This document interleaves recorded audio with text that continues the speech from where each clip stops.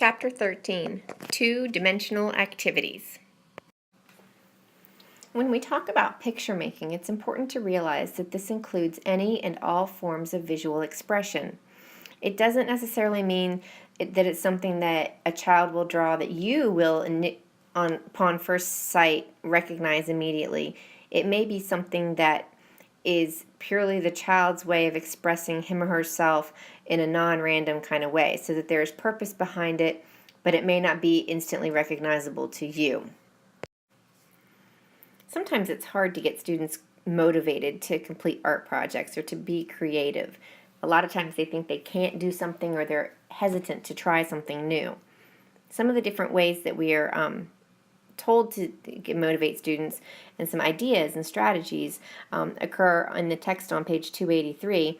A couple of them are perhaps taking a walk and pointing out specific points of interest around your school, things in nature, cars that go by, shapes of the clouds, things that they might find outside. You can encourage children to explore materials in a different way. They might pick up branch from an evergreen tree, and maybe you could have them take that inside and paint with that and see how that's different than using a paintbrush. They could find pine cones and roll those around in paint and then roll them around on paper and see what kind of shapes it makes. So encouraging them to use something in a way that's different or that's more creative is a good way to get them encouraged. Having them bring materials from home to use for art is another great way that gets kids really excited, because typically when they bring something from home, they're very proud of what they've brought. They're excited to show their friends and to share what they've brought. You want to provide a wide variety of paper, and the paper should be appropriate sizes, and we'll talk a little bit about that in our next class when we go back to chapters 11 and 12. But a wide variety of paper that has maybe some different patterns, different colors. Ultimately, you always want to have plain white paper available, but they can do a collage or something interesting with lots of different types of paper. You can dramatize stories, animals, or birds to kind of help encourage them to discover new ways to use them, or to discover a new place to be imaginative that they have maybe not thought of before. And again, on page 283, you'll notice there are a lot of bulleted points. You might want to take a look at all of those, read them, and then on this slide, if you print off the slides, you can go ahead and just give an example of each one of those in the notes of how that you might do that in a classroom to kind of help you personalize this to your own situation and to your own students that you're working with. Painting with a brush can be great fun for kids. It encourages them to use different colors, perhaps, depending on what you've provided for them to paint with. They can use watercolor paints or tempera paint. You want to make sure when you're providing brushes, if you have a say in the choice of brushes, you get ones with real bristles. They will last longer and give a better coverage of paint. You want to consider the paint containers. This starts on the bottom of page 284 and goes over to page 285. You'll see on figure 13.2 the different guidelines of ages for the length of a brush and the width of the bristles. It's just like using fatter crayons for younger kids. The same thing with paintbrushes.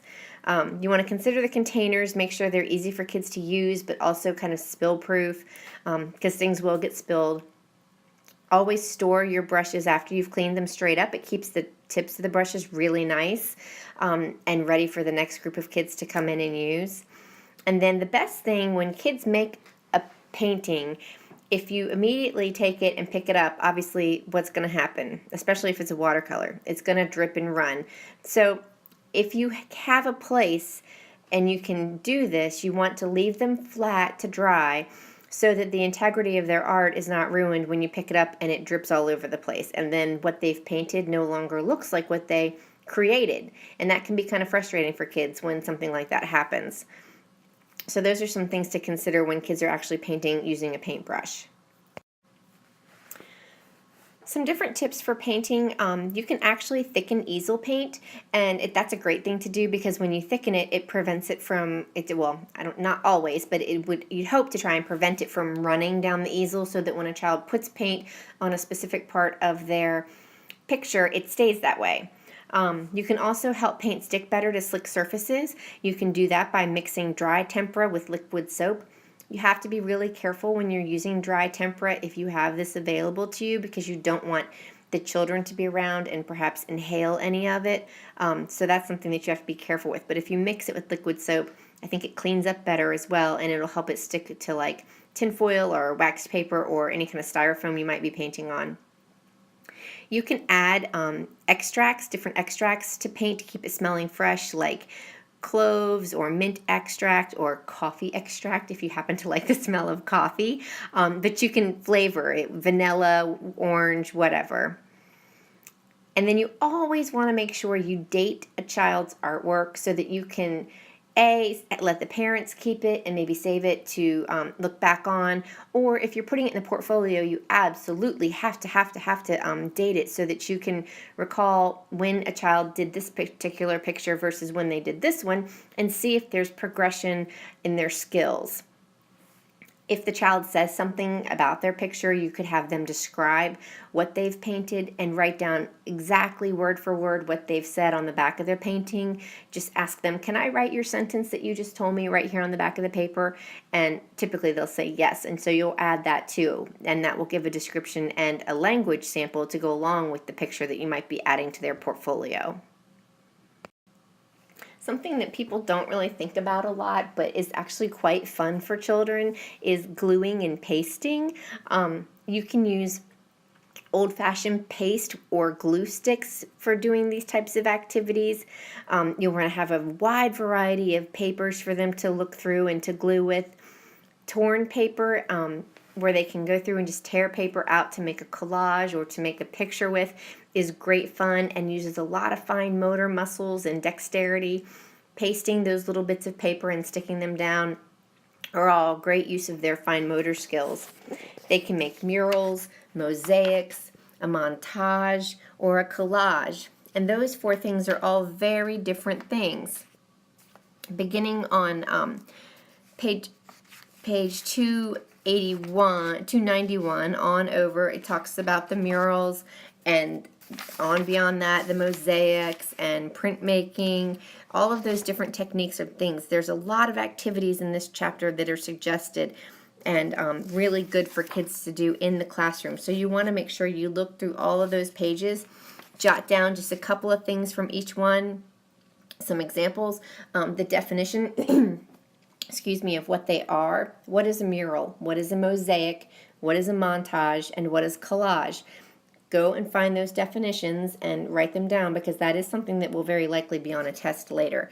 But look at all the different options that they have and think about ways that you would actually incorporate those into your classroom or to your lessons. Printing is another fun thing that can be done and is considered a two-dimensional activity. Usually hands and feet are the very first things that people will print with. Everybody likes to see the little baby handprints and the little baby footprints. I mean, let's face it, babies have their footprints done at birth, right? And that happens a lot in the classroom. But you don't have to only use their hands and their feet for printing. You can use your imagination. You can print with just about anything you can dip in paint.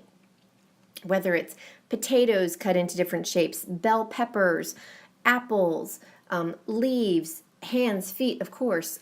What else can you print with? Pretty much anything you can dip into paint, you can make a print with. It may not always look as interesting as it might sound when you're doing it, but you get the idea. There's a lot of things out there that you can print with, so you just want to use your imagination and let kids offer suggestions as well. If you can think of anything, if you've ever printed with something that was really fun, jot it down and maybe you can share it in the Blackboard discussion later on. That's it for Chapter 13. It's a very short chapter, but it's got a lot of really neat ideas in there for doing two-dimensional art activities with young children. I hope you enjoyed this chapter and looking through it, and that you were able to think about a lot of different ways that you would apply this to your real world teaching assistant position, home daycare, whatever it is you're doing with kids. I hope that you were able to take some of this and use it. If you have any questions, as always, call me, text me. Otherwise, I will see you in the online forum and obviously next week. Take care.